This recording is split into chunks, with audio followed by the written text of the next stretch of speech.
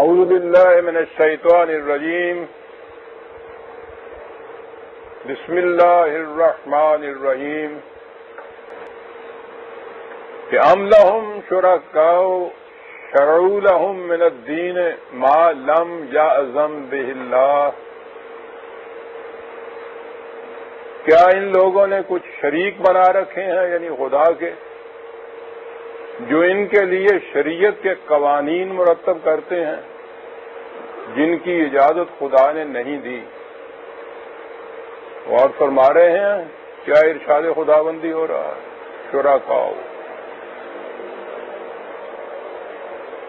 یہ اتنا بڑا جرم تھا، کہا کہ وَلَوْلَا كَلِمَةُ الْفَصْلِ لَقُضِيَ بَيْنَهُمْ وَإِنَّ الظَّالِمِينَ لَهُمْ عَذَابٌ أَلِيمٌ۔ اگر خدا کا قانون مہلت درمیان میں نہ ہوتا تو ان کا ابھی فیصلہ ہو جاتا، لیکن یہ فیصلہ قانون مہلت کے بعد ہوگا۔ اور اب اگلی آیت آئی، تَرَى الظَّالِمِينَ مُشْفِقِينَ مِمَّا كَسَبُوا وَهُوَ وَاقِعٌ بِهِ، لیکن انہیں معلوم ہونا چاہیے کہ وہ عذاب و تباہی جس کا ہم ذکر کر رہے ہیں وہ واقعہ ہو کر رہے گا، اور جب وہ سامنے آئے گا تو تم دیکھو گے کہ یہ کس طرح سے ڈر رہے ہیں اور کانپ رہے ہیں۔ ہم جو انتباہ ان کو دے رہے ہیں، وارننگ دے رہے ہیں، تنذیر دے رہے ہیں، اس کا ان پہ اثر نہیں ہوتا۔ سامنے جب وہ تباہی آئے گی تو پھر ان کی ہمت کی صورت یہ ہوگی کہ کانپ اٹھیں گے۔ اس کے برعکس والذین آمنوا وعملوا الصالحات فی روضات الجنت، جو لوگ ایمان اور عمل صالحہ کے ساتھ آئیں گے وہ جنت میں ہوں گے۔ یہ آیات متعدد بلکہ سینکڑوں بار آتی رہتی ہیں، آ چکی ہوئی ہیں، ان کی تفسیر میں جانے کی ضرورت نہیں ہے کہ روضات جنت جو ہیں ان سے مراد کیا ہے۔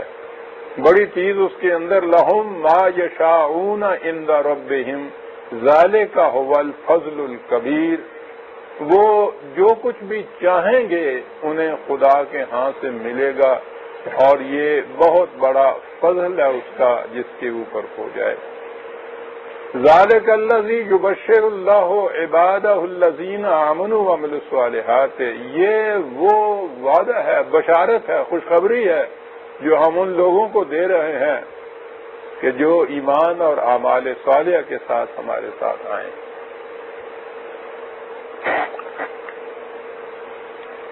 اس کے بعد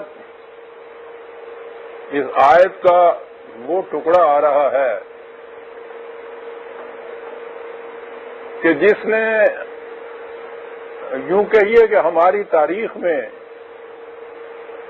بڑی اہمیت اختیار کر رکھی، اور وہی ٹکڑا میں سمجھتا ہوں کہ آج کے پورے درس کا موضوع ہوگا۔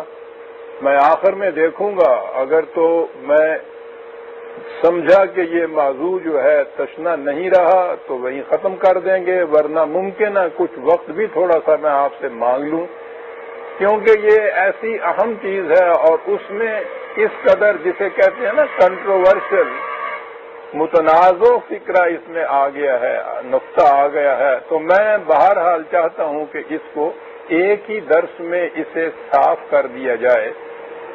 ایسی اہمیت کے جو موضوع ہوتے ہیں اگر ان کو وقفہ درمیان میں پڑ جائے 8 دن کا تو وہ ذہن میں مستحضر نہیں رہتا۔ کوشش میں کروں گا کہ ایک درس میں بات ختم ہو جائے۔ جن کے سامنے قرآن کے نسخے نہیں ان کو حیرت ہوگی کہ وہ کون سی ایسی آیت ہے جس کو میں نے خصوصیت سے یوں کہا ہے جس کے متعلق وہ آیت ہے قُل لَا أَسْأَلُكُمْ عَلَيْهِ أَجْرًا إِلَّا الْمَوَدَّةَ فِي الْقُرْبَى۔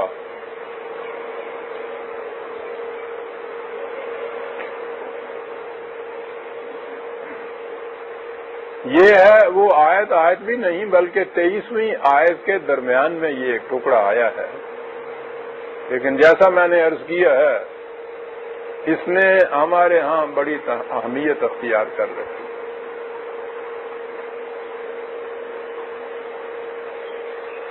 قرآن کریم نے حضرات انبیاء کرام کے سلسلے میں یہ کہا ہے، بار بار کہا ہے، قریباً ہر نبی کے سلسلے میں یہ کہا ہے کہ ان کی دعوت ہوتی تھی یا قوم عبد اللہ. سورہ ہود میں آپ دیکھیے گا مختلف انبیاء کرام کے سلسلے میں، وہ 11ویں سورت ہے لیکن میں تو آگے آ رہا ہوں. یا قوم عبد اللہ، ہر نبی کی، ہر رسول کی دعوت یہ ہوتی تھی کہ اے لوگو خدا کی محکومیت اختیار کرو. دعوت یہ ہوتی تھی ہر ایک کی. اور ایک ہی سانس میں قرآن نے جہاں یہ اتنا ٹکڑا ایک آیت کا یہ حصہ بتایا یا ایک آیت یہ بتائی جس میں ان انبیاء نے کہا کہ تم خدا کے سوا کسی کی محکومیت اختیار نہ کرو، اس کے ساتھ ہی یہ کہا کہ وہ کہتے یہ تھے کہ لا اسألکم علیہ من اجر، میں اپنی اس دعوت کا تم سے کوئی اجر نہیں مانگتا.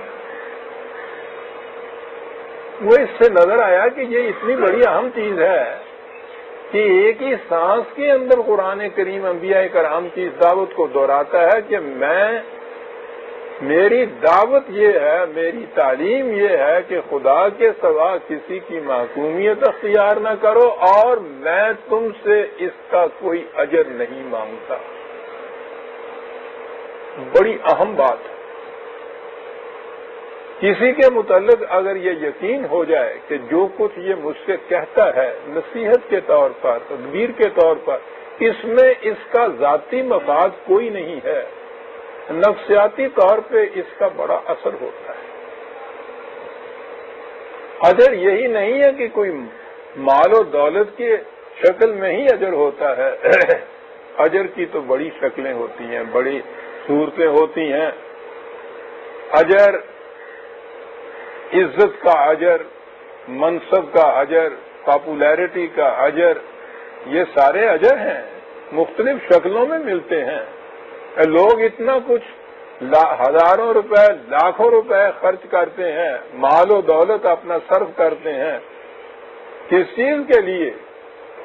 کوئی لیڈری کے لیے، کوئی ممبر بننے کے لیے، کوئی کسی منصب کے لیے، کوئی بڑا بننے کے لیے، معاشرے میں عزت حاصل کرنے کے لیے، چیپ پاپولیرٹی ون کرنے کے لیے. یہ سارے اجر ہیں. ہر نبی یہ کہتا ہے کہ میں تم سے اپنی اس دعوت کا کوئی اجر نہیں مانگتا. تو گویا یہ اتنی اہم چیز ہے کہ قرآن کہتا ہے کہ ہر نبی اپنی دعوت کی پکار کے ساتھ اس کا اعلان کرتا تھا کہ میں تم سے کوئی اجر نہیں مانگتا.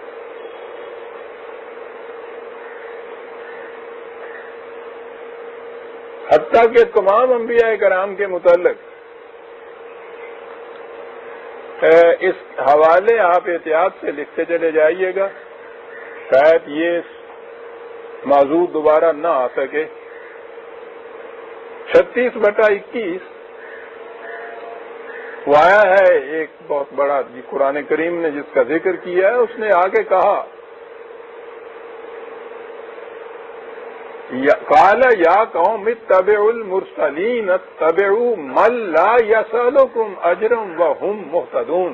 اے میری قوم، تم ان رسولوں کا اتباع کرو، یہ وہ لوگ ہیں کہ جو تم سے کوئی اجر نہیں مانگتے، یہ خود سیدھے راستے پہ چلے جاتے ہیں اور تم سے کوئی اجر نہیں مانگتے.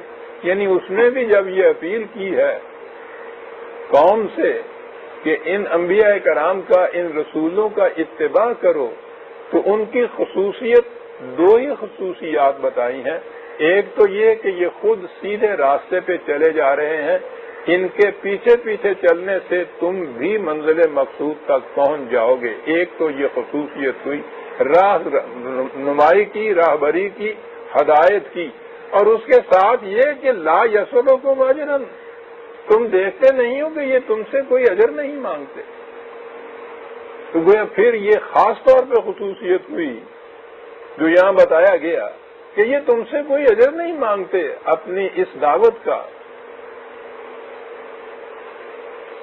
سورہ الشورى اب لے آئیے سامنے، 26ویں سورت ہے، اس میں مختلف انبیاء کرام علیہ السلام کا تذکار جلیلہ آتا ہے۔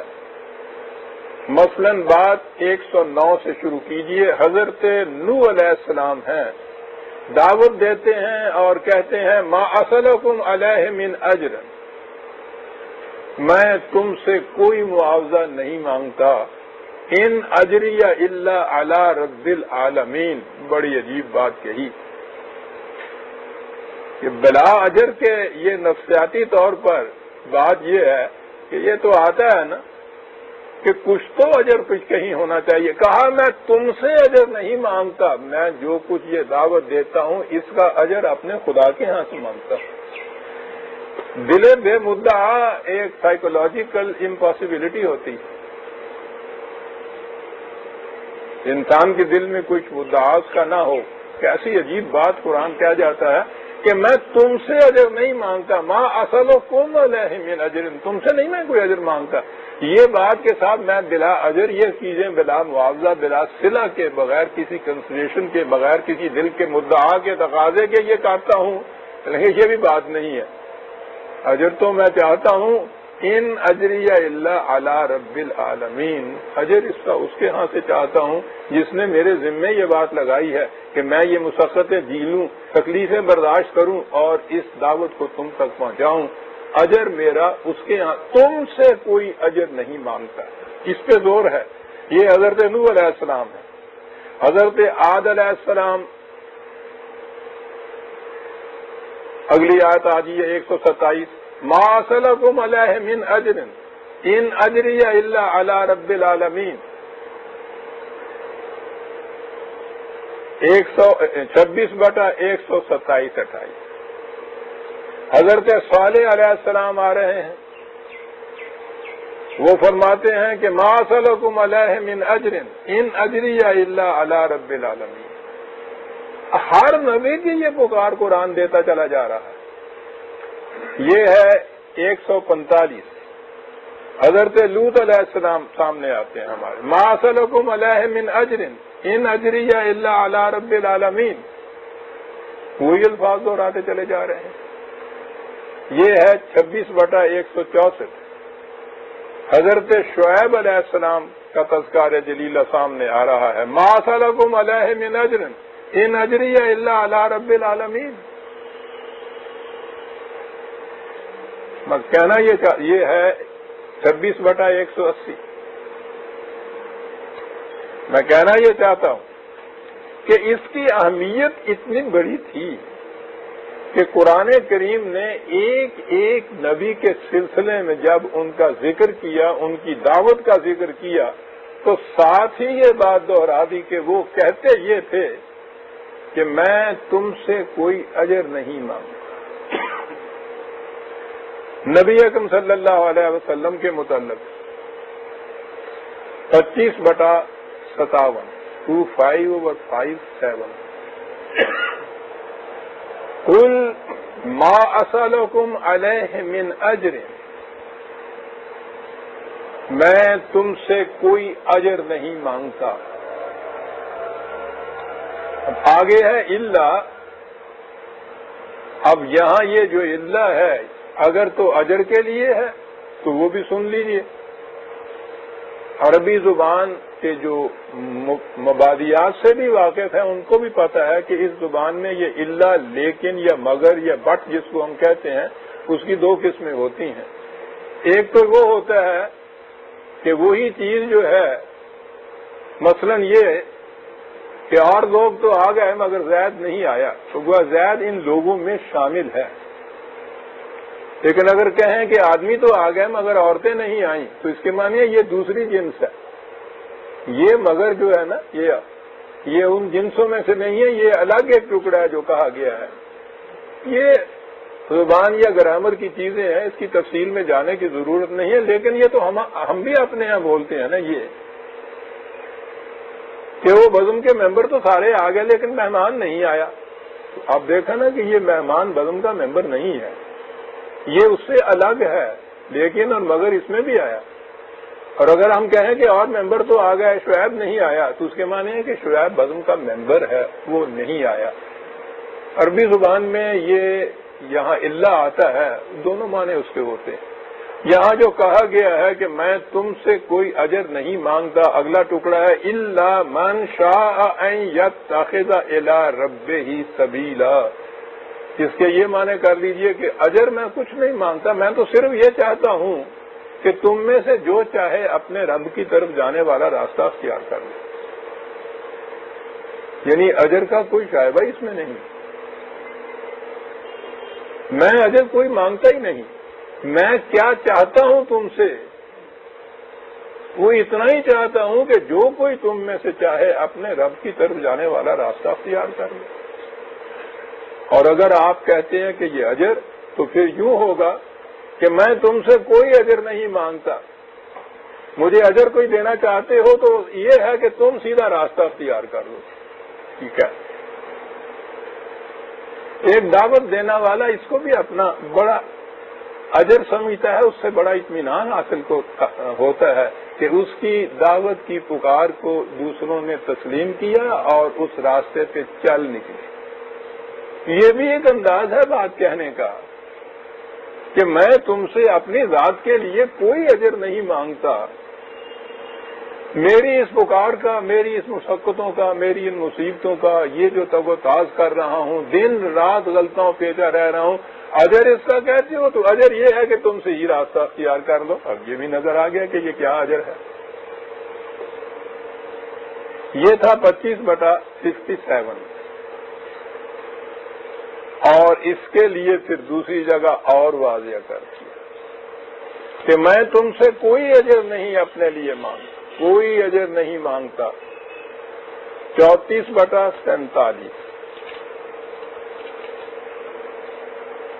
قل ما سألتکم من اجر فہو لکم، کہ میں نے یہ جو چیز کہی ہے تم سے کہ اجر تو تم سے میں اپنے لیے کوئی نہیں مانگتا، چاہتا یہ ہوں کہ تم خدا کی طرف جانے والا راستہ اختیار کر لو. اگر تم اسے اجر سمجھتے ہو میری اس دعوت کا فہو لکم، تو وہ بھی تمہارے ہی لیے ہے. بڑا خوبصورت انداز ہے بیان کرنے کا. میرے کہنے پہ اگر تم یہ صحیح راستہ اختیار کر لیتے ہو اور یہ میری دعوت اور پکار کا اجر ہے تو یہ بھی فہو لکم، یہ تمہارے لیے ہے، یہ بھی میرے لیے نہیں ہے. اور پھر ان اجریہ الا علی اللہ، وہی پکار، میرا اجر جو ہے وہ تو خدا ہی کی طرف سے. خود نبی اکرم صلی اللہ علیہ وسلم نے بھی یہ دوہرا دیا کہ وہ ان سے، اپنی قوم سے اپنے لیے کوئی اجر نہیں مانگتے. دعوت یہ تھی کہ تم خدا کی طرف جانے والا راستہ اختیار کر لو. یہ اگر اجر ہے میری اس رسالت کا، اس دعوت کا، تو تمہارے لیے ہے. اور ان اجریہ الا علی اللہ نے بات صاف کر دی کہ ان سے وہ کوئی اجر نہیں مانگتے. وہ کہہ رہے ہیں کہ میرا اجر تو میرے خدا کے پاس ہے، میں وہاں سے لے لوں گا. تمہارے ساتھ میرا یہ معاملہ اجر اور معاوضہ اور صلہ کا ہے ہی نہیں. قرآن کریم میں یہی آیات ہیں جو اجر رسالت کے متعلق ہے. ہر رسول نے یہ آ کے کہہ دیا کہ میں تم سے کوئی اجر نہیں مانگتا. نبی اکرم صلی اللہ علیہ وسلم نے یہ فرما دیا کہ میں تم سے کوئی اجر نہیں مانگتا، میں چاہتا یہ ہوں کہ تم خدا کی طرف جانے والا راستہ اختیار کر لو. اور اگر یہ اجر ہے تو یہ تمہارے ہی لیے ہے، میرے لیے نہیں ہے یہ اجر. میں یہ کچھ بھی تمہارے لیے مانگتا ہوں خدا سے کہ تم صحیح راستے پہ آ جاؤ، میرا اجر تو خدا کے پاس ہے. پھر یہ بات واضح ہو گئی کہ باقی انبیاء کرام کی طرح آپ نے بھی یہی فرمایا کہ میں اپنے لیے کوئی اجر تم سے نہیں مانگتا، میرا اجر خدا کے پاس. قرآن کی ان آیات کی روح سے اس حقیقت کے سمجھنے میں کوئی ذرا سا بھی شبہ نہیں رہتا کہ حضور اجر رسالت اپنے لیے کوئی نہیں مانگتے۔ قرآن کی ان آیات کی روح سے کہ ہر نبی نے آ کر کہا، اگر یہ تصور کیا جائے خدا نہ کردہ کہ رسول اللہ کوئی اپنی ذات کے لیے کوئی اجر مانگتے تھے قوم سے، تو یہ تو منافی ہو جائے گا اس رسالت کے منصب کا جو قرآن کریم نے متعین کیا ہے، یہ اس کی خلاف ورزی ہو جائے گی۔ بلا اجر و معاوضہ کے دعوت رسالت،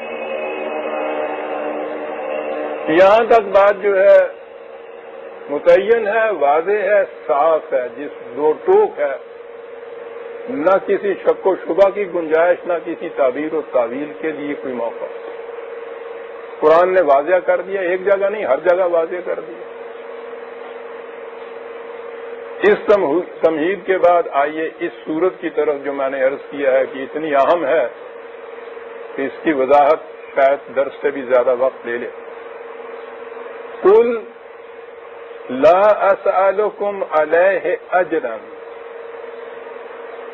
اے رسول کہہ دو ان لوگوں سے کہ میں تم سے اپنی اس دعوت اور رسالت کا کوئی اجر نہیں مانگتا۔ وہی بات جو باقی انبیاء کرام کہتے تھے۔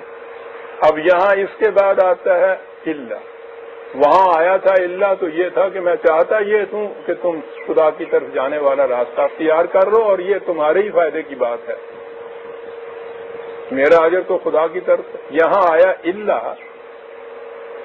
المودۃ فی القربى، یہ ہے وہ ٹکڑا۔ تمہیداً اتنا پھر واضح کر دوں جو ہر بار میں کہا کرتا ہوں، میرا تعلق کسی فرقے سے نہیں ہے۔ قرآن کریم کی روح سے جو شخص فرقہ بندی کو شرک قرار دیتا ہو وہ خود کسی فرقے سے متعلق کیسے ہو سکتا ہے؟ قطعاً نہیں، صرف مسلمان ہوں۔ قرآن کریم کو دین کے معاملے میں آخری دلیل اور حجت تسلیم کرتا ہوں، حق و باطل کا فیصلہ کرنے والا، دین کی بنیاد۔ کوئی معاملہ کوئی مسئلہ آئے قرآن کریم کی روشنی میں اس کے متعلق جائزہ لینے والا۔ میری ساری عمر اسی میں، ساری سے مراد ہے وہ پہلا حصہ جسے میں عہد جاہلیت کہا کرتا ہوں، اس کے بعد باقی سارا حصہ میری عمر کا قریباً 50 سال ہو گئے اس کو قرآن کریم کے مطالعے میں گزرا ہے، اور ہر عقیدہ، ہر نظریہ، ہر تصور، ہر مسلک، ہر مشرق کو اس کا جائزہ میں نے قرآن کی روشنی میں لیا۔ جو کچھ قرآن نے مجھے سجھایا، بتایا، سمجھایا، بیشتر عقائد میرے اس سے پیشتر ایسے تھے کہ جو اس کی روشنی میں غلط نکلے، عقیدے کا چھوڑنا بڑا مشکل ہوتا ہے۔ یہ تو دل کی گہرائیوں کے اندر چور کی طرح چھپا ہوا ہوتا ہے، کانشیسلی پتہ بھی نہیں ہوتا انسان کو کہ یہ میرا عقیدہ ہے، اور وہ عقیدہ ہوتا ہے۔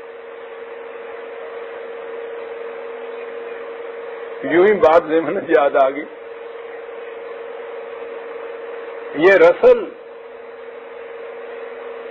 پہلے عیسائی تھا، برٹرینڈ رسل، عیسائیت چھوڑی، داریت پہ آ گیا، خدا کا بھی انکار کیا، بڑے زوروں سے پھر بہت بڑا فلاسفر تھا، یہ آپ لوگوں کو پتا ہے۔ تو ایسے لوگوں کی اگر گردن ٹیڑھی ہو جائے تو پوچھیے نہیں کیا بلا ہو جاتے ہیں، وہ بہت کچھ اس نے لکھا ہے۔ وہ اپنی سوانح عمری میں لکھتا ہے فلاں جگہ گیا، فلاں جگہ گیا۔ ایک جگہ گیا تو اس نے کہا کہ مناظر بھی بڑے دلربا تھے، دلکش تھے، سب کچھ تھا، لیکن وہاں میں نے دیکھا کہ ایک پرانی عمارت گرجے کی تھی، اسے میں نے اپنے لیے بڑا ہی وجہ کشش پایا، میں خاص طور پر باقی چیزوں کو چھوڑ کے اور اسے دیکھنے کے لیے چلا گیا۔ اس کو دیکھ کے آیا تو مجھ پہ بڑا دل پہ اثر ہوا۔ تو اس کی بایوگرافی پہ کمنٹ لکھنے والا کہتا ہے کہ خدا کے انکار کے باوجود دیکھا وہ دل کی گہرائیوں میں کیسے چھپا بیٹھا تھا، ورنہ گرجا باعث کشش کیوں ہوا تمہارے لیے؟ بات بڑی سی ہی کہی ہے اس نے۔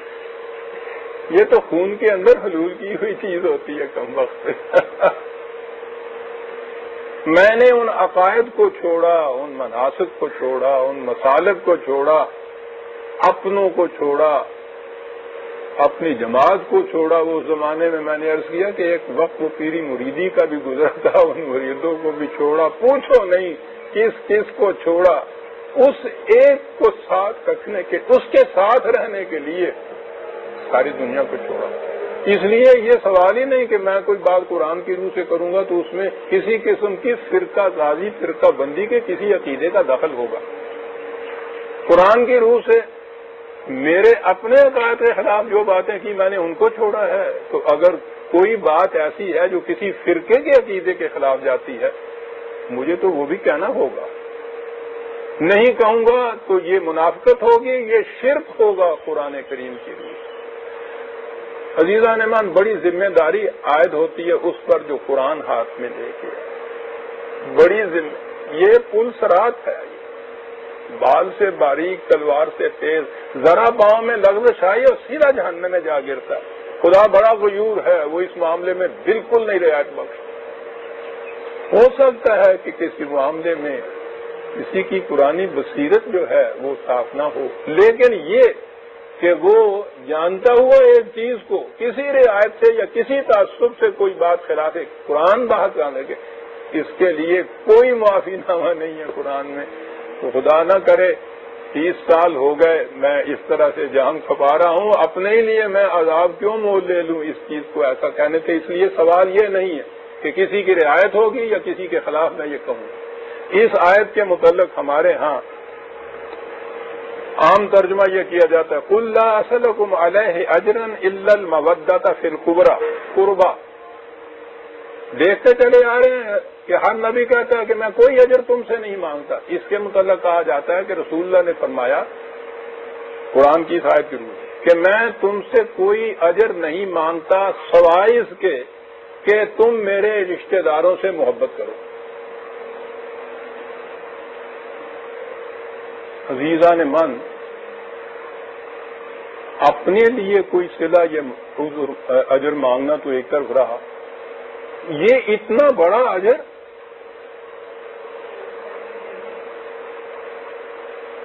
یہ نہیں کہ مجھ سے محبت کرو،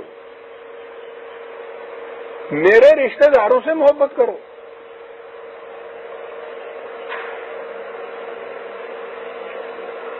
سوچئے تو صحیح،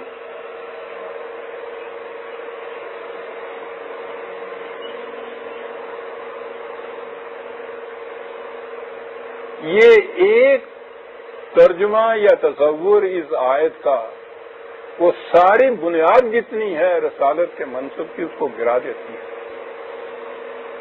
اعلان کیا چلے جا رہے ہیں کہ میں تم سے کوئی اجر نہیں مانگتا۔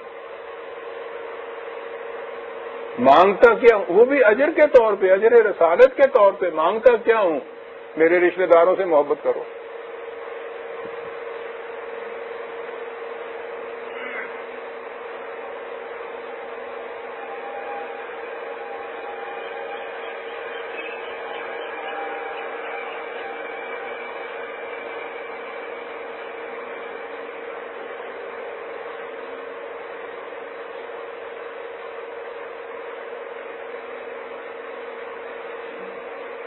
جس زمانے میں یہ آیت نازل ہوئی ہے پہلے تو اس کو دیکھیے،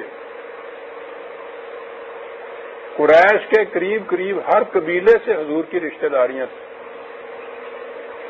دور کی رشتہ داریوں کو چھوڑیے، رسول اللہ صلی اللہ علیہ وسلم کے والد بزرگوار کا تو انتقال حضور کی پیدائش سے پہلے ہی ہو گیا ہوا تھا۔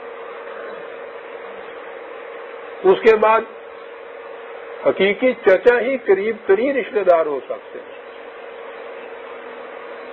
ان میں جو یہ حقیقی چچا تھے اس زمانے میں وہ تو ابھی اسلام بھی نہیں لائے ہوئے تھے۔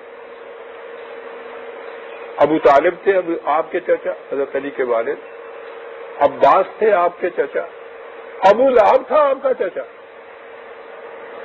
حضرت عباس تو بعد میں ایمان لے بھی آئے۔ ابو لہب کا تو قرآن میں اس طرح سے ذکر ہے، کسی اور کا ایسے ذکر ہی نہیں کیا گیا۔ یہ چچا تھے، ابو العاص داماد تھا، 2 بیٹیاں اور ابھی ابو جہل کے بیٹوں کے ساتھ بیاہی ہوئی، یعنی اس سے پہلے حضور کی رشتہ داریاں ان سب کے ساتھ تھیں، ددیال کی طرف سے رشتہ داریاں، ننہال کی طرف سے رشتہ داریاں، اور وہ لوگ ابھی ان میں سے کوئی ایسے تھے جو اسلام لائے ہوئے تھے، ورنہ سارے کے سارے ابھی تک کافر تھے۔ تو اگر یہ چیز ہو کہ میرے رشتہ داروں سے تم محبت کرو، یہ اجر رسالت ہے میرا، تو یہ تو سارے یہ آ گئے اس کے اندر۔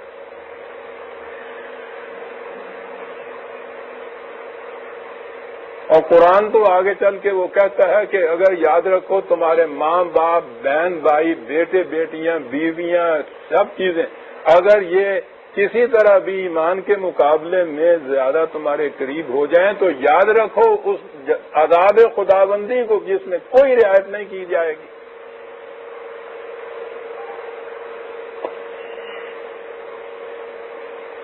اب یہ جو رشتہ داروں سے محبت والی بات ہوئی، یہاں سے ہمارے ہاں اس امت میں 2 ابتدائی گروہ یا 2 فرقے اس سے عمل میں آ گئے، شیعہ حضرات اور سنی حضرات۔ اس بات میں یہ جو محبت ہے بالقربہ رشتہ داروں سے، اس میں دونوں مشترک ہیں، وہ ذرا ایکسٹریمسٹ ہو گئے ہیں اس باب میں۔ یہ سنی ذرا سمجھ لیجئے کہ تھوڑے سے پیچھے ہیں، لیکن یہ بات جو ہے کہ یہ رشتہ داروں سے، حضور کے رشتہ داروں سے محبت اور یہ مانگا تھا رسول اللہ نے اجر رسالت، اس میں دونوں مشترک ہیں۔ سنیوں کے ہاں بھی اس کا ترجمہ یہی ہوتا ہے، اور پھر اس کے لیے آل محمد، آل رسول اللہ، اس کے لیے لفظ نکالا گیا۔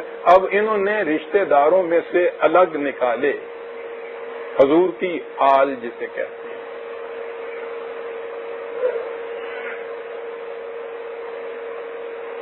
حضرت علی رضی اللہ تعالیٰ عنہ وہ تو ان رشتہ داروں میں یوں آئے، آل کے لیے آگے یہ چیز ہوئی حضرت علی کی رضی اللہ تعالیٰ عنہ۔ جب بھی میں نام لوں کسی صحابہ کا تو اگر سہون زبان پہ یہ لفظ نہ بھی آئے تو سمجھ لیجئے کہ یہ ہیں وہ الفاظ، کبھی آدمی بھول جاتا ہے کہنے میں۔ قرآن کی روح سے فرض ہے ہمارے اوپر جملہ صحابہ کے لیے یہ چیز جو ہے کہنے کی بات نہیں، ایمان ہے، یہ قرآن نے یہ کہا ہوا ہے رضی اللہ عنہم ورضوا عنہ۔ بہرحال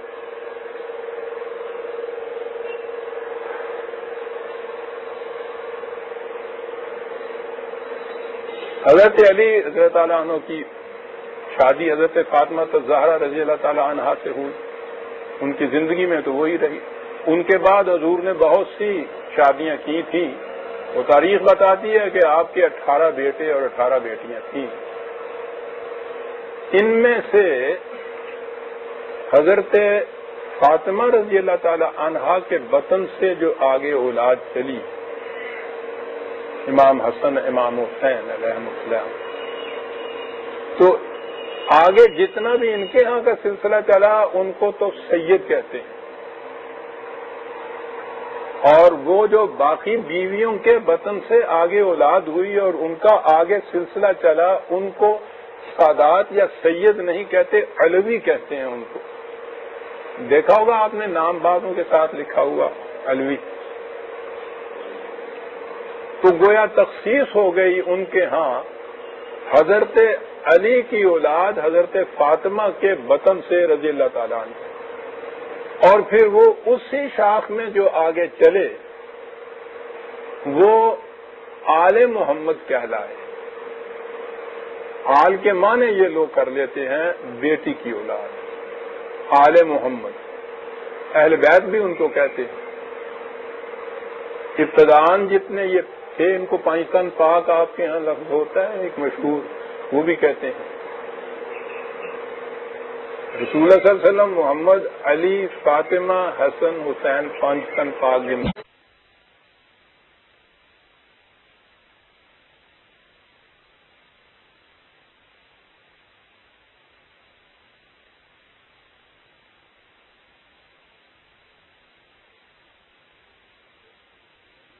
خود حضور کے اجتماع کے اندر آخری ارشادات ساری دنیا کے لیے وہ ایک بہت عظیم منشور ہے حقیقت میں. اس خطبے میں جن چیزوں پہ آپ نے سٹریس دیا تھا، اہمیت دی تھی، گویا وہ بنیادی اصول تھے. ان میں یہ بھی چیز موجود ہے اس خطبے کے اندر کہ آپ نے فرمایا تھا کہ عہد جاہلیہ کے تمام رشتے اور تمام بندھن میرے پاؤں کے نیچے ہیں. عربی کو اجمی پر، اجمی کو عربی پر، کالے کو سیاہ پر، سیاہ کو گورے پر. کوئی کسی قسم کی فضیلت حاصل نہیں بجز تقوی کے.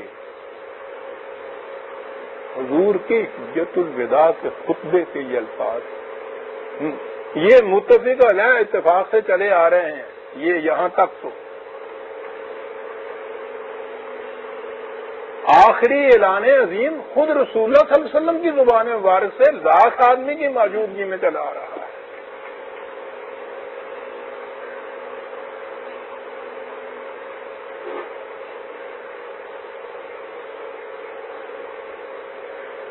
حضور نے اپنی وفات سے پہلے جو آخری خطبہ وہاں آ کے دیا تھا واپسی پر، اس میں بھی یہ الفاظ اب تک منتقل ہوتے چلے آ رہے ہیں کہ آپ نے فرمایا تھا، اے میری بیٹی فاطمہ، اے میری پھوپھی صفیہ، یہ مان نہ رکھنا کہ تم محمد کی عزیزہ ہو اس لیے خدا کے ہاں بخشی جاؤ گی، وہاں اعمال کی روح سے بخشش ہوگی. بیٹی سے کہہ رہے ہیں، پھوپھی سے اس بیٹی سے جس کی اولاد کے متعلق اب یہ چیز ہے کہ وہ آل محمد میں داخل ہیں، ان کے ساتھ محبت کی جائے گی، وہ تو اس بیٹی سے کہا. حضور خود اپنے متعلق یہ فرما رہے ہیں، قرآن کریم میں ہے کہ میں بھی اگر خدا کے احکام کی نافرمانی کروں تو اس کے عذاب سے میں بھی نہیں بچ سکتا. 6/15 ایک ریفرنس لکھیے، کئی جگہ آیا ہے یہ.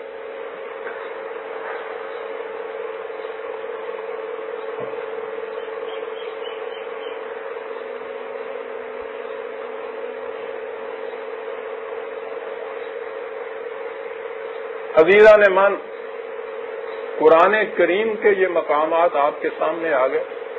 دونوں ہی چیزیں نسلی یا نسبی امتیاز کے خلاف قرآن نے جو کچھ کہا، اجر رسالت کی جس طرح سے نفی کی گئی، دونوں چیزیں. جیسا میں نے کہا ہے کہ اگر اس آیت کے معنی یہ لیے جائیں کہ میں تم سے اجر رسالت نہیں مانگتا بجوز اس کے کہ تم میرے رشتہ داروں سے محبت کرو، تو دونوں ہی چیزیں اس میں آ گئیں.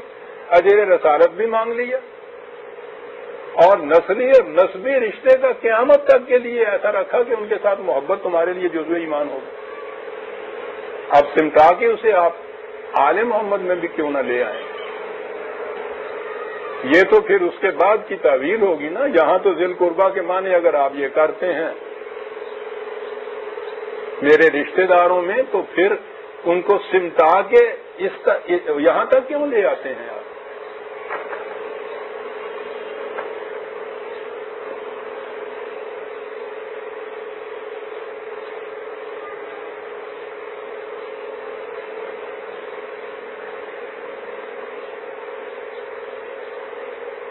یہی میں ترتیب سوچ رہا تھا ذہن میں کہاں یہ لاؤں، آگے آئے گی بات.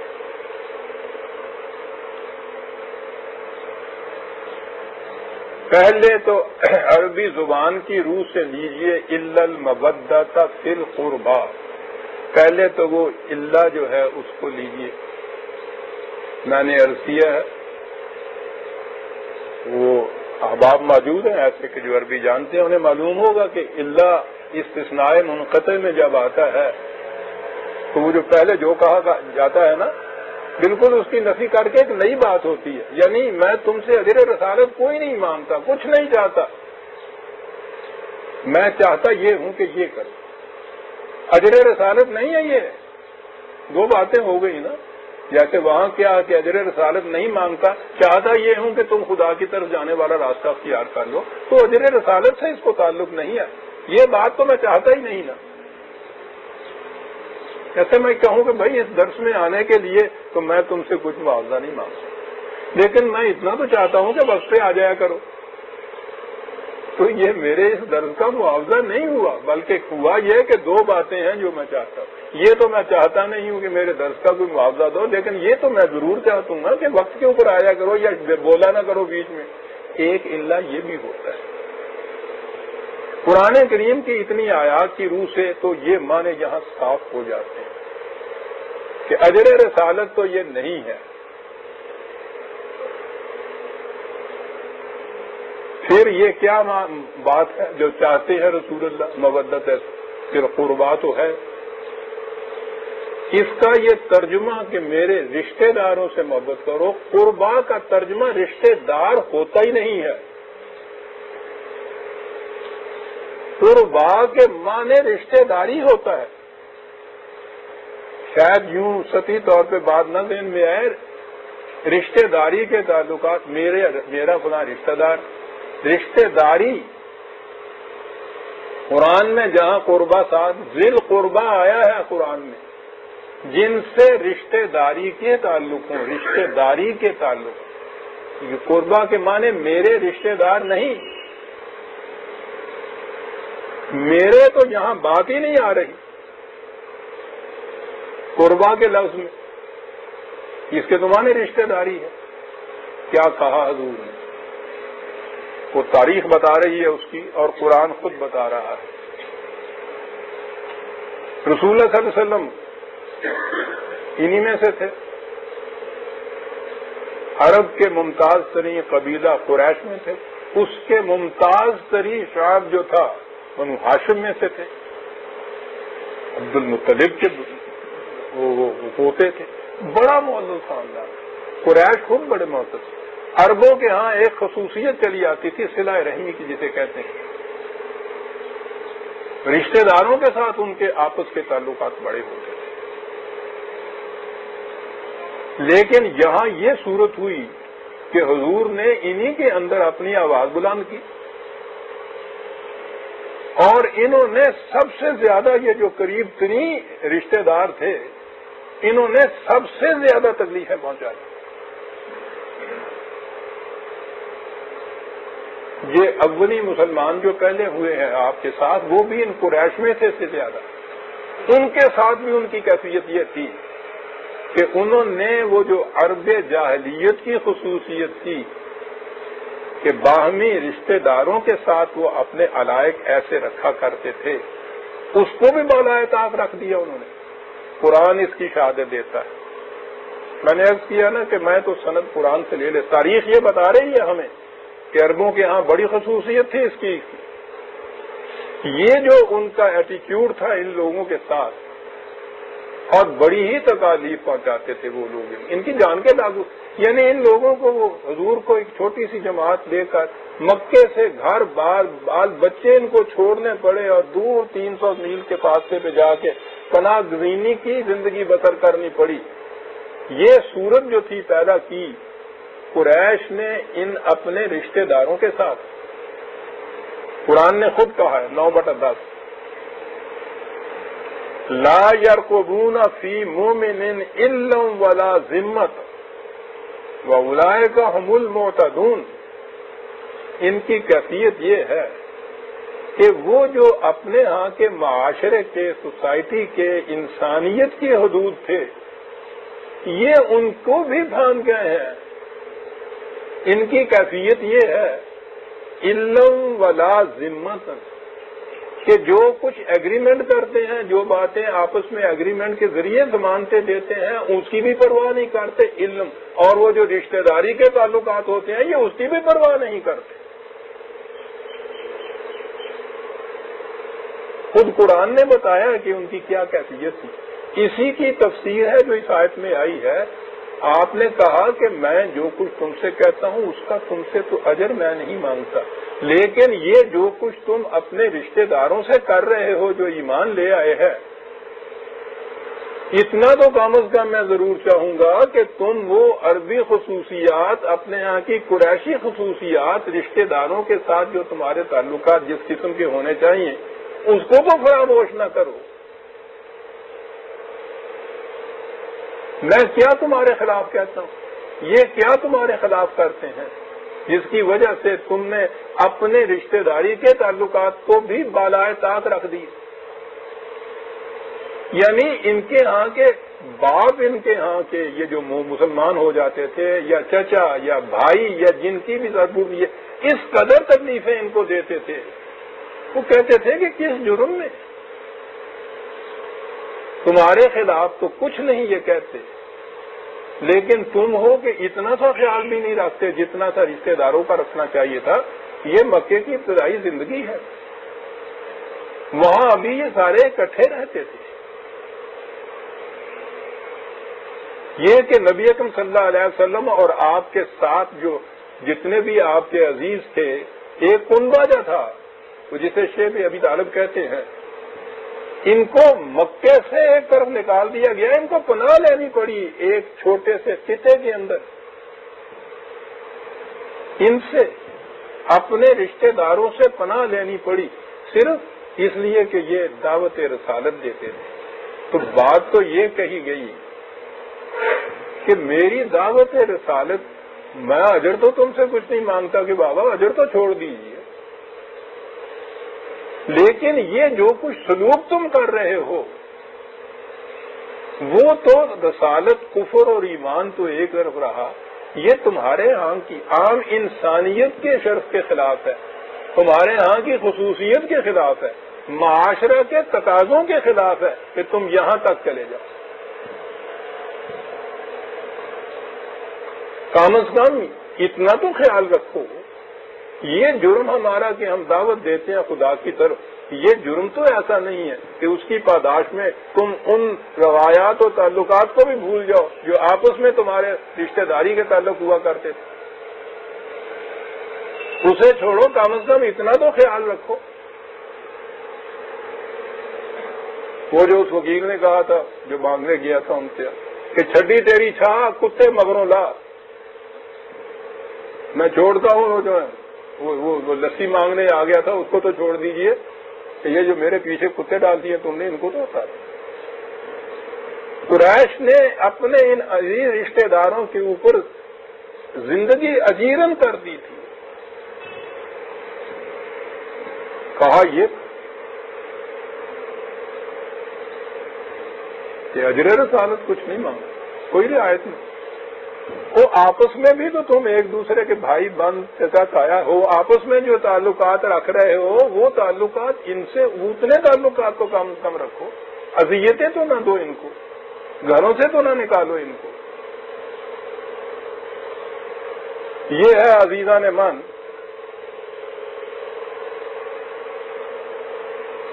یہ جو کہا گیا اس آیت، بڑی صاف بات ہے.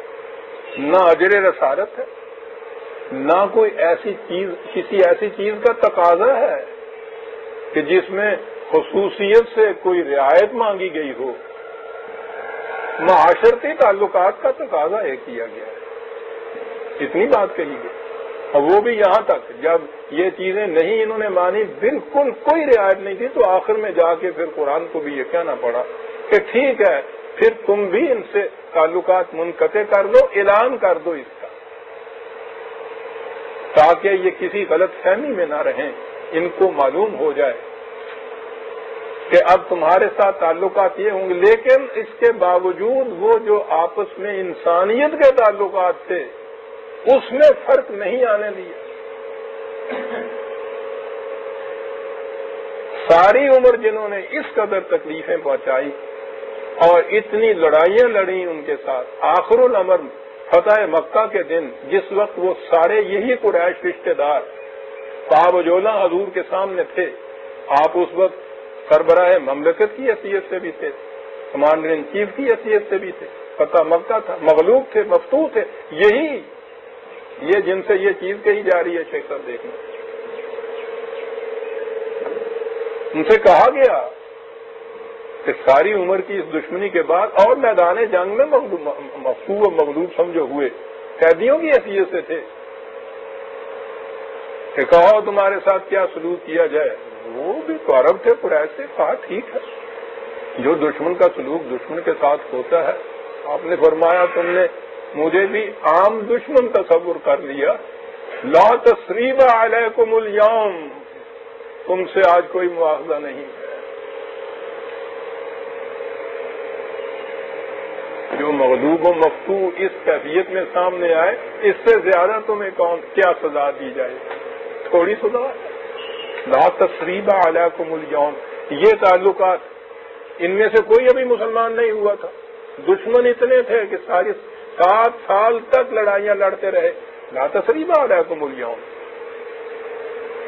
ادھر سے یہ کیفیت، ادھر سے اتنا ہی تقاضا تھا کہ بھائی جو تم آپس میں تعلقات رشتہ داری کی بنا پہ جو تعلقات رکھتے ہو، آپس میں بھی تو رکھ رہے ہو کافر و کافر کے ساتھ، وہ تعلقات تو کم از کم رہنے دو۔ انہوں نے نہیں مانا اسے۔ یہ تھا جو حضور نے یہاں کہا تھا۔ اب سوال یہ پیدا ہوا کہ یہ معنی اس کو کس طرح سے پہنائے گا؟ کہ آپ نے کہا تھا کہ میں اجر رسالت تم سے کچھ نہیں مانگتا، لیکن میرے رشتہ داروں کے ساتھ تم محبت کرو۔ اب اس رشتہ دار جو ہے وہ سمٹ کے پھر وہ آل محمد کے اندر آ گئے صلی اللہ علیہ وسلم، اہل بیت جنہیں کہا جاتا ہے، وہاں تک سمٹ گئے۔ یہ چیزیں کیسے پیدا ہوئی؟ یہ تاریخ کا حصہ ہے۔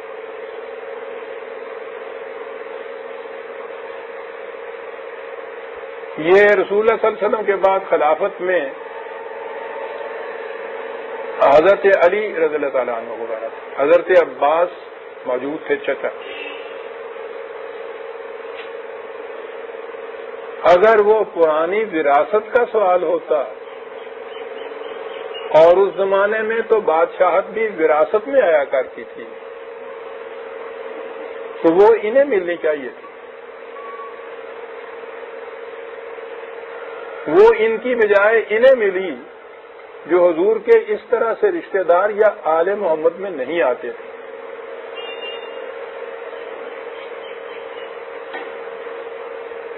تینوں خلفاء اول جو ہیں آپ کے، ان کی یہ صورت جو ہوئی، وہ بنو ہاشم میں سے بھی نہیں۔ اس کے بعد آگے بات آئی، بنی امیہ آ گئے، ان کی سلطنت آئی۔ یہ تو دونوں علی رغم ایک دوسرے کے قبیلے تھے، بنو ہاشم اور بنی امیہ، ان کی یہاں سلطنت آئی۔ بنی امیہ کی سلطنت کے خلاف کسی کہیے کہ وہ تحریک تھی، سازش تھی، بغاوت تھی، وہ تیار ہوئی ایک تنظیم کے تابع، اور وہ ایران تھا اس کا ہیڈ کوارٹر۔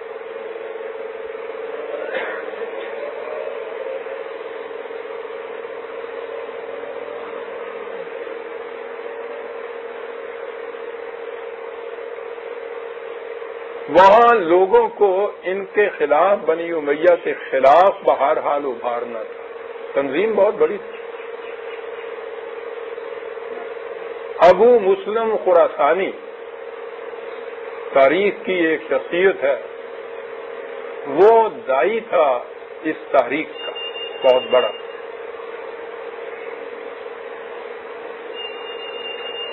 اب وہاں لوگوں کو جو دعوت دی جاتی، ابھارا جاتا،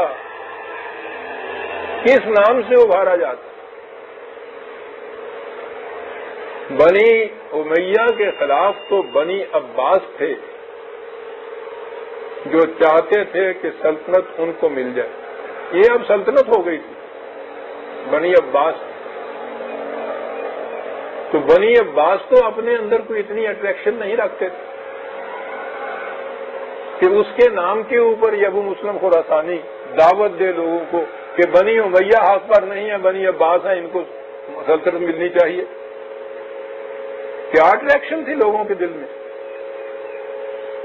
یہ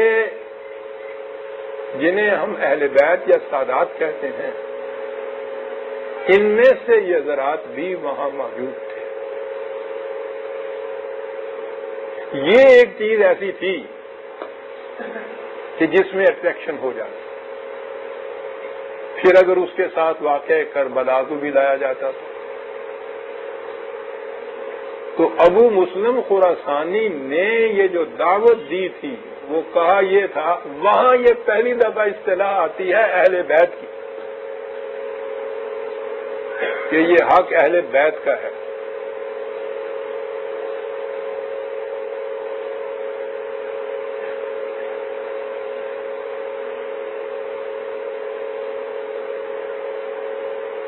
شیعہ حضرات کا تو عقیدہ ہی مختلف، سنیوں کے ہاں تو یہ خلافت باہمی مشاورت سے، انتخاب سے یوں آتی ہے، ان کے ہاں عقیدہ یہ ہے کہ رسول اللہ صلی اللہ علیہ وسلم کے بعد نبوت تو ختم ہو گئی لیکن امامت جو ہے وہ جاری ہوئی۔ امامت کم و بیش نبوت ہی کے انداز ہے، کیونکہ ان کی طرف بھی، اماموں کی طرف بھی جبریل آتے ہیں، خدا کی طرف سے پیغامات لاتے ہیں، ان کی اپنی شریعت ہوتی ہے۔ یہ ان کا عقیدہ ہے کہ امامت قائم ہوئی، اور امام اول حضرت علی رضی اللہ تعالیٰ عنہ، امامت میں یہ چیز ان کے ہاں ہے کہ یہ حضرت علی کی اولاد میں جائے گی۔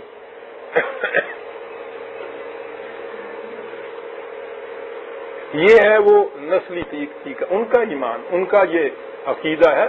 مجھے کسی کے عقیدے سے کوئی واسطہ نہیں، میں تو ایک حقیقت بیان کرتا ہوں کہ ان کا یہ عقیدہ ہے کہ یہ ان کے سلسلے میں آگے چلے گی، امام کے سلسلے میں۔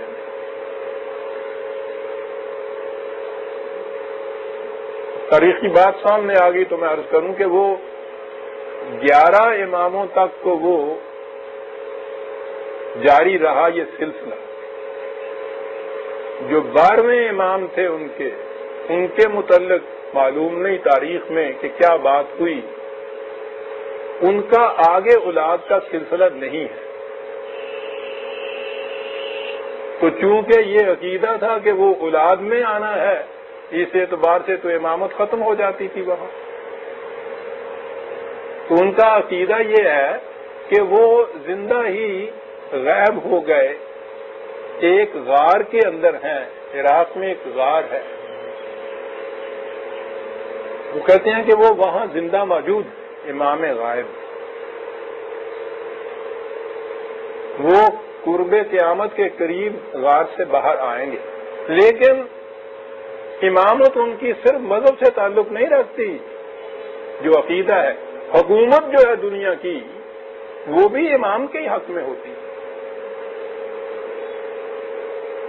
صحیح جائز حاکم جو ہوتا ہے ان کے نزدیک وہ امام ہی ہوتا ہے۔ اب اگر امام وہاں موجود نہیں ہے باہر ہمارے پاس، تو امام جس کو اپنا نائب مقرر کر دے اس کو حق حکومت حاصل ہو جاتا ہے خدا کی طرف سے، وہ خدا کی حکومت قائم کرتا ہے۔ امام تو براہ راست خدا کی حکومت قائم کرتا تھا، امام کی غیر حاضری میں، عدم موجودگی میں، غیبت کے اندر وہ امام کا نائب جو ہے خدا کا نائب کی حیثیت سے حکومت خداوندی قائم کرتا ہے۔ ایران کے امام خمینی جو ہیں وہ کہتے ہیں ان کا یہ منصب ہے اس وقت۔ میں ایران کی اس دعوت کا بیان کر رہا تھا جو وہاں چلی، تو وہاں یہ ان میں سے موجود تھے۔ تو ابو مسلم خراسانی نے وہ جو کربلا کا واقعہ تھا اس کو تو اس نے ابھارا، اہل بیت کا حق بتایا۔ وہ بہت بڑا سیاسی آدمی تھا، آگے چل کے آپ دیکھیں گے کہ اس اہل بیت کے اس اصطلاح میں سے اس نے کیسا فائدہ اٹھایا، اس نے بھی اور عباسیوں نے بھی۔ یہ بڑی عام ہوئی، اتنی زیادہ، اسی میں انہوں نے امام مہدی کا عقیدہ وضع کیا۔ بہرحال یہ تو لمبی تاریخ ہے، ابھی وقت ہوا تو اور میں بیان کروں گا۔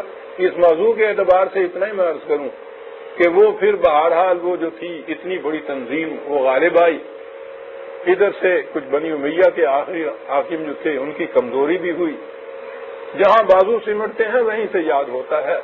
تو وہ بہرحال وہاں سے کالے لباس پہن کے، وہ کہتے تھے کہ امام مہدی آئیں گے تو سیاہ لباس والے جو ہیں ان کی فوج ہوگی، وہ وہاں سے اٹھے، وہاں سے وہ آئے اور انہوں نے آ کے بنی امیہ کا تختہ الٹا، یہاں آ کے جو سلطنت قائم کی، تو یہ جو عباسی تھے ان کے اندر وہ زیادہ غالب تھے. یہ جو اہل بیت میں سے سادات جنہیں کہتے ہیں یہ کمزور تھے. تو سلطنت جو تھی، حکومت جو تھی، وہ بنو عباس نے قائم کر لی. اب یہاں ایک مثلث قائم ہوئی. ابو مسلم خراسانی نہ عباسی تھا نہ اہل بیت میں سے تھا، وہ تو ایرانی تھا. خلیفہ عباسی ہوئے. اہل بیت کو انہوں نے ساتھ یعنی سادات کو انہوں نے ساتھ رکھا کہ لوگوں کے جذبات جو تھے وہ وابستہ تھے ان کے ساتھ. اب ان تینوں نے اپنا اپنا حق جو تھا بتانا شروع کیا، اور اس کے لیے آسان بات تھی کہ رسول اللہ صلی اللہ علیہ وسلم کی کچھ حدیثیں پیش کر دی جائیں. ایرانیوں نے تو یہ کہا، اور آپ حیران ہوں گے کہ یہ حدیثیں سنیوں کی کتابوں میں.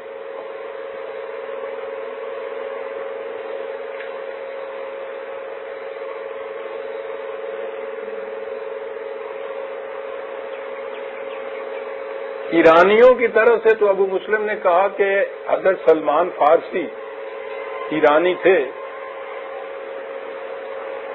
یہ تاریخ کچھ اور بھی بتاتی ہے کہ یہ تھے بھی یا نہیں، لیکن بہرحال ان کے متعلق یہ سنیوں کی حدیثیں ہیں کہ حضور نے فرمایا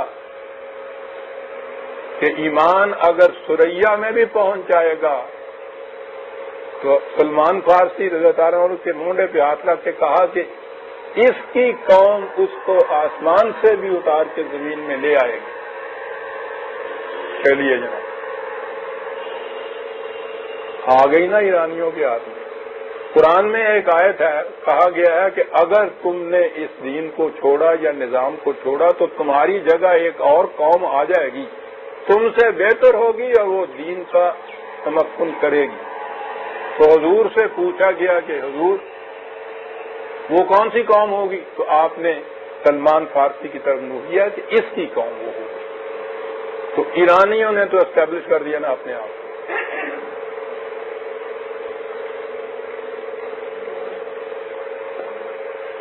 اب رہا یہ دو پارٹیاں، یہ اہل بیت سادات جن کو کہتے ہیں اور عباسی.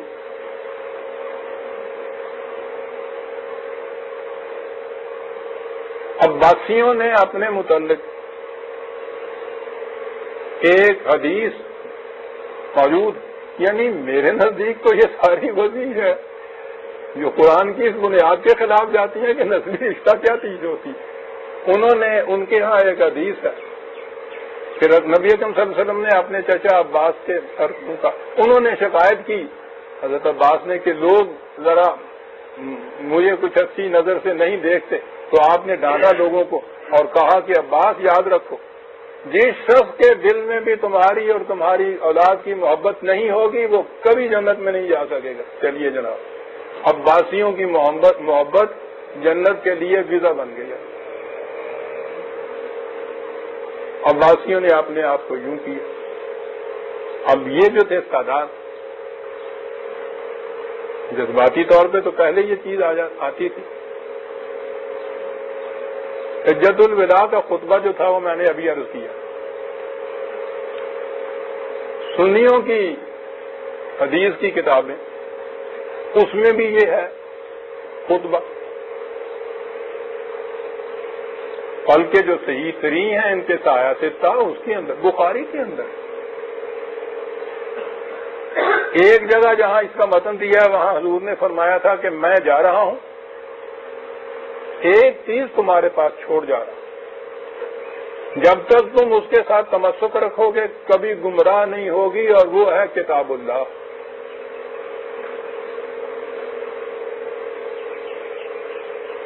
اتنی ہے وہ حدیث. ٹھیک ہے، ایک حدیث ہے وہی کہ آپ نے فرمایا کہ میں دو چیزیں تم میں چھوڑ کر آؤں، کتاب اللہ اور سنت رسول. یہ دو آ گئیں. تو اس میں بھی بہرحال سنیوں تک بات رہی. سنیوں ہی کہ ہاں یہ حدیث ہے کہ حضور نے فرمایا کہ میں دو چیزیں چھوڑ کر لاؤں، ایک کتاب اللہ اور ایک اطرت میں اولاد آل. یہ بھی رسول اللہ کی حدیث حجت الوداع کے خطبے کے اندر بتایا گیا کہ یہ دو چیزیں کہی تھی آپ نے. یہ ساری انہی کتابوں کے اندر ہیں. انہوں نے وہاں جو اپنا دعویٰ کیا تو انہوں نے کہا کہ یاد رکھو رسول اللہ تو کتاب کے ساتھ اطرت رسول کو چھوڑ کے گئے ہیں، آل محمد تو وہ تو ہم ہیں، تم لوگوں کا کیا حق ہے؟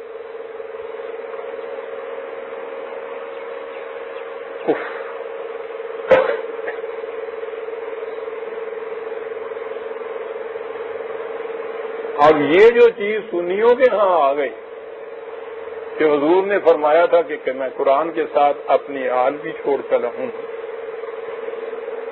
اس سے تو مفر نہیں. وہ الا المودۃ فی القربہ جو تھی اس کی اب یہ سند لے آئے، اور وہ فی القربہ کے معنی ہوئے میرے رشتہ داروں سے محبت، اور رشتہ داروں میں یہ ہوئے اہل بیت میں جو شامل.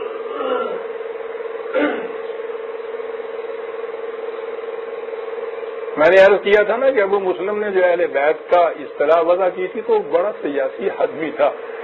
عباسیوں نے بھی یہ کہا تھا کہ آپ اس اہل بیت میں صرف سادات کو کیوں لیتے ہیں؟ حضور کے جتنے رشتہ دار مسلمان ہوئے تھے وہ تھے، اور ان سے تو پہلے ہمارا حق ہے. یہ بڑی دلچسپ گفتگو ہے. اگر آپ اس کی تفصیل معلوم کرنا چاہتے ہیں تو میری کتاب کا حقائق رسالت کا آخری باب دیکھیے، اس میں یہ ڈسکشن ہوتی ہے. یہ جو اہل بیت والے سادات تھے امام اور عباسی خلیفہ، خط و خطابت ہوتی ہے ان کے درمیان. ان کا دعویٰ یہ تھا کہ یہ وراثت میں ہمیں ملنی چاہیے. یہ دعویٰ انہوں نے کیا یا کر بیٹھے. اس نے یہ لکھا کہ بہت اچھی بات، اگر یہ دعویٰ اس بنیاد پہ ہے کہ وراثت میں ملنی چاہیے تو عباس رسول اللہ صلی اللہ علیہ وسلم کی وفات کے وقت موجود تھے چچا، اور حضرت علی تھے چچا کی اولاد. قانون وراثت کے اعتبار سے چچا کا حق فائدہ چچا کی اولاد کے مقابلے میں ہمیں ملنی چاہیے.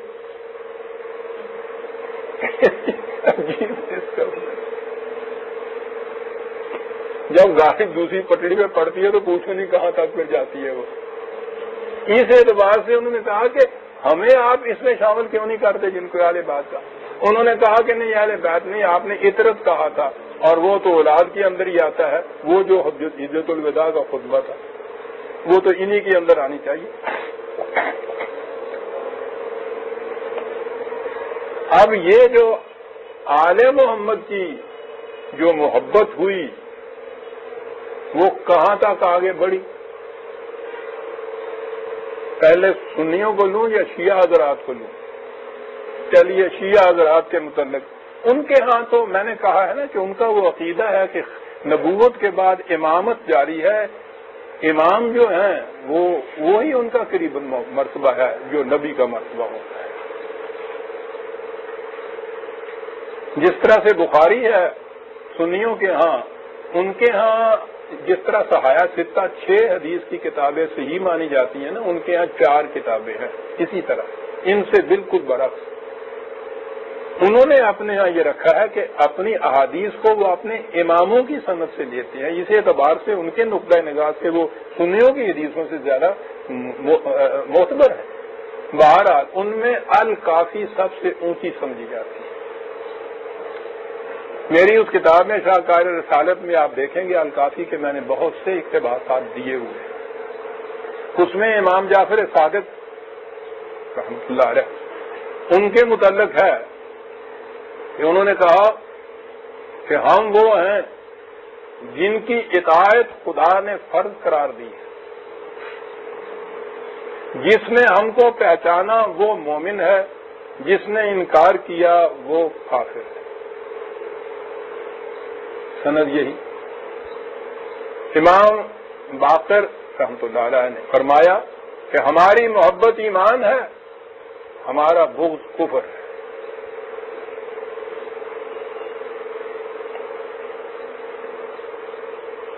سنی حضرات اور ان کی ان کتابوں میں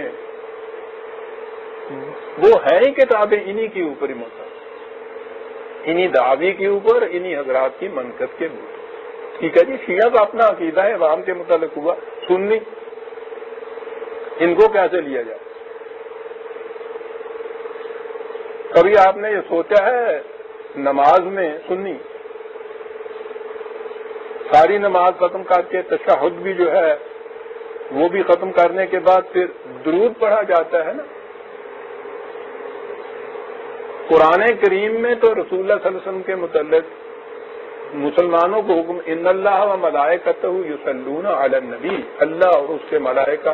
میں یہاں درود کا مفہوم نہیں پیش کر رہا, صرف آیت میں اللہ اور اس کے رسول یہ صلو ہے نبی پر درود. یا ایھا الذین آمنوا صلوا علیہ وسلموا تسلیما, حکم دیا گیا ہے مومنین کو کہ تم بھی رسول پر درود بھیجو, جو ترجمہ کیا جاتا ہے صلو علیہ ہے, درود بھیجو.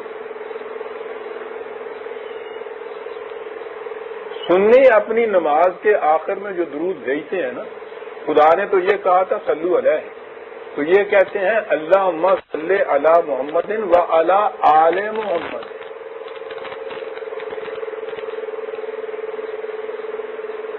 عزیزان من, مجھے کسی کے عقیدے سے کوئی غرض نہیں,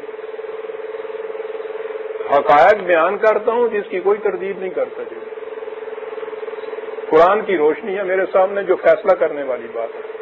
میں کون ہوتا ہوں فیصلہ کرنے والا؟ ان کے درود میں یہ چیز شامل ہو گئی. سنی کیسے انکار کر سکتا ہے؟ وہ تو مجبور ہے آل محمد کے اوپر درود بھیجنے کے لیے. کچہری میں کسی سید کے خلاف مقدمہ ہو کسی سنی کا, اور وہاں وہ ثابت کرے کہ یہ مکار ہے, فریبی ہے, جھوٹا ہے, فاضل ہے, سب کچھ ہے, درمیان میں بریک آ جائے اور وہ ظہر کی نماز پڑھنے کے لیے آئے, اور ظہر کی نماز کے بعد جب آخر میں نماز ختم کرنے سے پہلے کہے اللہم صلی علی محمد, اور یہ ہوتے بھی آل محمد ہے نا. اس پہ درود بھیج کے وہاں جا کے کہے کہ یہ بڑا بے ایمان ہے. آل محمد ان کے درود میں شامل ہے.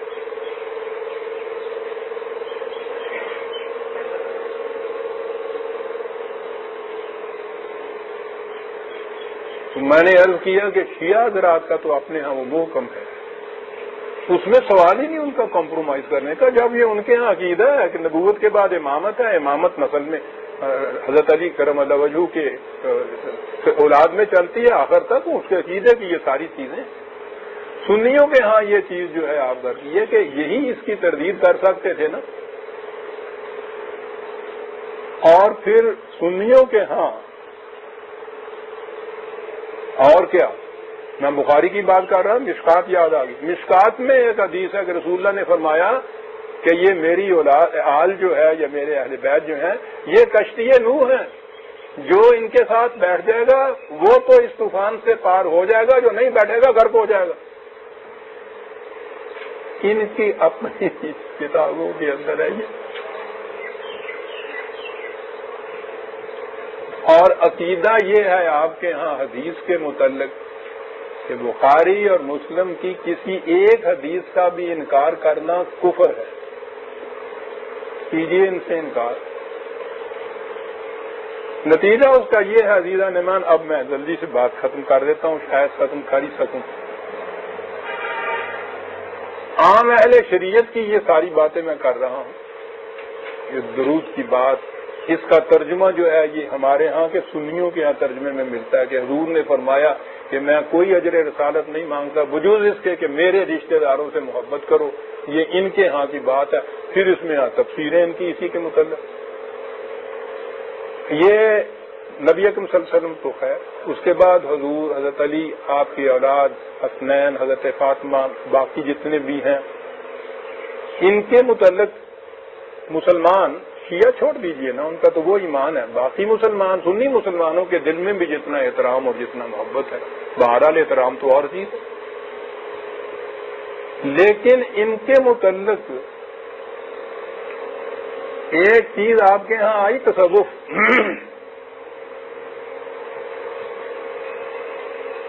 یہ خالص غیر قرآنی چیز، اور قلندر ہرچے گوہد دیدہ گوہد جو 20 برس میں خود پیر رہا ہو اس سے زیادہ موت کون ہو سکتا ہے؟ تصوف ہے ہی تشیعت، اور عجیب چیز ہے کہ شیعوں کے ہاں تصوف نہیں ہوتا، ہو ہی نہیں سکتا، ان کے ہاں امام کی موجودگی میں سوال ہی نہیں کسی پیر کا۔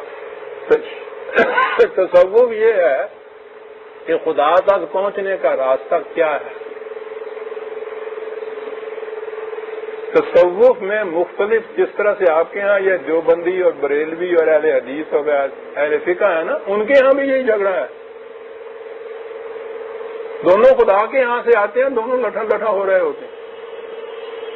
ان کے ہاں جتنے یہ خانوادے کہلاتے ہیں، ان کے ہاں مختلف جتنے تصوف کے خانوادے ہیں، ایک کے سوا ان کے ہاں ہر صبح ایک ہجرہ پڑھا جاتا ہے، اپنے پیر سے شروع کرتے ہیں، پھر اس کا پیر، پھر اس کا پیر۔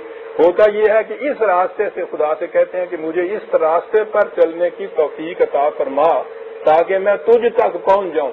اس راستے سے چلتے چلتے جو آگے جاتے ہیں، ایک کو چھوڑ کے نقشبندیوں کو، جن میں جو حضرت ابوبکر صدیق کے راستے سے چلتے ہیں، باقی سارے کے سارے یہاں سے وہاں تک جو جاتے ہیں تو حضرت علی رضی اللہ تعالیٰ عنہ کے راستے سے جاتے ہیں، وہاں سے آگے پہنچتے ہیں، سارے سنی، شیعہ، معاف رکھیے گا، صوفی، اور یہ تصوف مغز دین بتایا جاتا ہے۔ اب جسے ہم اب کہتے ہیں کہ سب دین میں غلو ہے، مبالغہ ہے، تصوف میں یہ مبالغہ نہیں ہے۔ تصوف میں جتنا آپ مبالغہ کریں گے اتنے ہی زیادہ مقرب مانے جائیں گے۔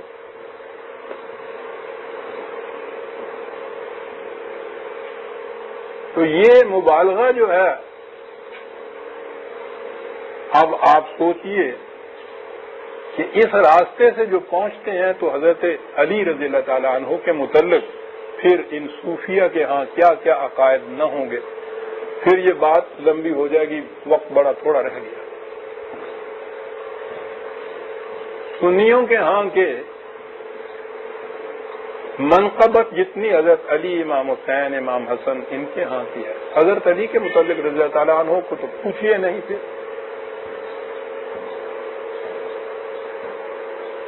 اور اس وقت میں سندیں نہیں دیتا۔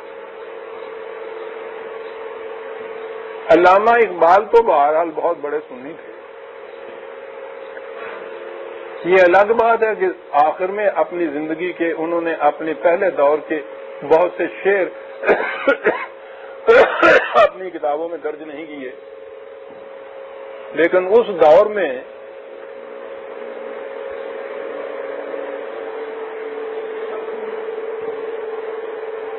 ان کے ہاں یہ شعر ملیں گے آپ کو کہ نجف میرا مدینہ ہے، مدینہ میرا کعبہ ہے، میں بندہ اور کا ہوں، امت شاہ ولایت ہوں۔ حضرت علی رضی اللہ عنہ کی امت بتاتے ہیں اپنے آپ کو، امت محمدیہ نہیں۔ اقبال جس دور میں صوفی تصوف زدہ تھا، یہ اس دور کا ان کا شعر، اور آگے میں لے کے اگر آؤں، صبح کے وقت وہ اس زمانے میں ایک نظم روز پڑھتے تھے قرآن کی تلاوت کے بعد، اس میں کوئی 30 32 34 شعر تھے، وہ سارے حضرت علی رضی اللہ تعالیٰ عنہ کی منقبت میں تھے، اور کس حد تک وہ مبالغہ تھا، بعض شعر تو آپ ذرا مشکل ہو جائے گا سمجھنا بھی۔ اے سر خط وجوب و امکان، حضرت علی کے متعلق، کہ جہاں خدا اور انسان آ کے ملتا ہے اس کے درمیانی خط جو ہے وہ حضرت علی ہے۔ وہ کہتے تھے کہ اے سر نبوت محمد، حضرت علی کے متعلق، اے سر نبوت محمد، محمد کی نبوت کا راز حضرت علی، توصیف ہے تو مدحت محمد، تیری اگر تعریف کی جائے تو وہ یوں ہی ہے جیسے رسول اللہ کی تعریف کوئی کر دے. سنیوں کے ہاں یہ تو انہوں نے اپنے ہاں سے حذف کر دیے تھے شعر، اور یہ مثنوی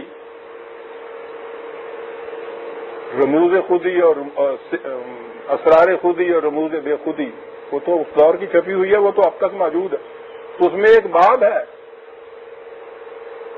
حضرت اسرار اسماء حضرت علی، خود باب ہے ایک ان کی، حضرت علی کے جو بوتراب کہتے ہیں آپ، اس کے لیے ایک پوری کی پوری مثنوی کا باب ہے اس میں، جس میں یہ ہے از ولائے دودھ مانش زندہ ہم، حضرت علی کی اولاد کی محبت کی روح سے میں زندہ ہوں، در جہاں مثل گوہر تابندہ ہم. یہ تو ہوا اپنے متعلق.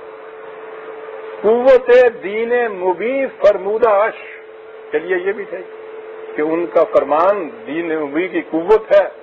کہتے ہیں کائنات آئیں پذیر از دوداش، یہ کائنات جو ٹکی ہوئی ہے اس طرح سے نظم و نسق میں چلتی ہے، یہ حضرت علی کی اولاد کے صدقے میں ہے.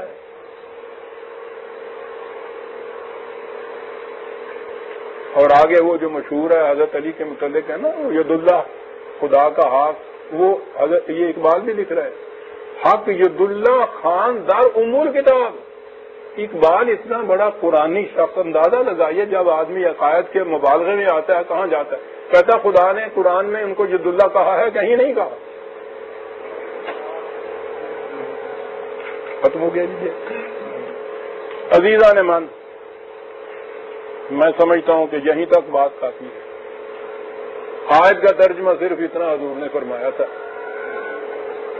کہ میری مخالفت جتنی کرتے ہو، میرے پیغام کی مخالفت کرو، جو میں کہتا ہوں اس کو نہ مانو، کچھ نہ کرو.